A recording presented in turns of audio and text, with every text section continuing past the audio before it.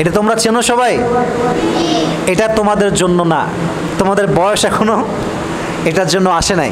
এটা আমার মিডিয়ার ভাইরা যারা আছেন, আমি সবাইকে বলবো এটা আপনারা সবাই কাট করে আপলোড দিবেন। প্রত্যেকটি বাবার জন্য, মায়ের জন্য আমার কথা, বাচ্চাকে এই অবস্থায় স্মার্টফোনটা হাতে দিবেন না।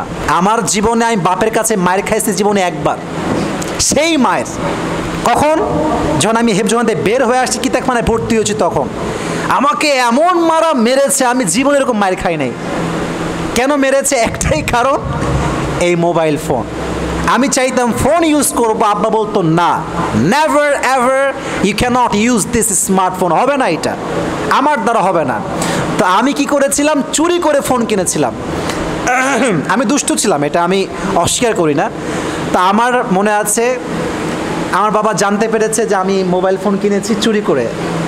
আপনি তো কওমি আলেম, আমরা কওমি মাদ্রাসায় পড়েছি, আমরা জানি কওমি মাদ্রাসায় Android phone it is just like হারাম, একদম হারাম, কোনো দলিল লাগবে না, দলিলের কতি লাগবে না, এটা এমনি হারাম। তা আমার বাবা, আমি মোবাইল ফোন কিনেছি, আব্বা জানে, আমাকে মানা করছে যে বাবা রেখে দাও, তোমার বয়স হয়নি, বয়স হলে আমি তোমাকে নিজে কিনে দিব, সমস্যা নাই। আমি মানি নাই। তো এটা হচ্ছে আমার বাসা, this is the gate of our house, এটা হচ্ছে আমাদের দরজা। তা আমি এখানে চুপ করে বসে আছি রেগে, বাসায় ঢুকবো না, আমাকে ফোন ইউজ করতে দেওয়াই লাগবে। আব্বা আসলো, এসে হুজুর আমার এখানে আছে, এভাবে আমার ঘাড়ে হাত রেখে বলল যে বাবা আসো, বাসায় আসো, তোমাকে ফোন আমি নিজে কিনে দিব, আসো বাসায় আসো। আমি বলছি আমি যাবো না, আমার এখনই ফোন লাগবে। এই যে মায়ের শুরু হলো, মায়ের খাইতে খাইতে আমার মা দৌড়ায় আসছে যে ওরা মাইরেন না আপনি। ওই জীবনে একবার মায়ের খাইছি বাবার হাতে ফোনের জন্য, ওই যে আমার ঘাড় সোজা হয়েছে, ওই থেকে নিয়ে এই পর্যন্ত আমি আসছি।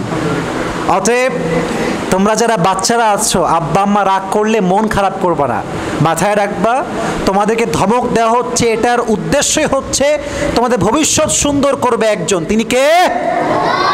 বাসায় গিয়ে অ্যান্ড্রয়েড ফোনে হাত দিবা না, স্মার্টফোনে হাত দিবা না, কখনো মোবাইল ফোনে গেমস খেলা, বাজে ভিডিও দেখা, গান দেখা, মুভি দেখা, কোনো সিনেমা দেখা যাবে না। বাচ্চারা সবাই রাজি আছে তো ইনশাআল্লাহ?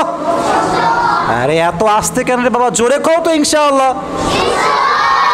আর তোমরা অনেকে কিছুটা বড় হয়ে গেছো, তারাবির নামাজও পড়াতে হবে, আস্তে আস্তে নিয়াত রাখতে হবে। এই যে আমাদের হুজুর বসে আছে আমার ডান পাশে, আমার বাবার অনেক কাছের বন্ধু।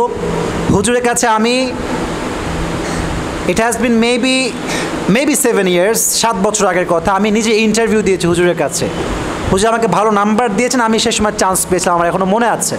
তো ভালো হাফেজ হলে তোমার তারাবি খোঁজা লাগবে না, মানুষ তোমাকে হায়ার করে নিয়ে যাবে। এটা আমাদের ভুল ধারণা যে ভাই তারাবির নামাজ দেন না, তো পড়াই না, দেন না, হবে না এমনি। আপনাকে নিজের যোগ্যতায় অর্জন করতে হবে। রাজি আছেন তো ইনশাআল্লাহ?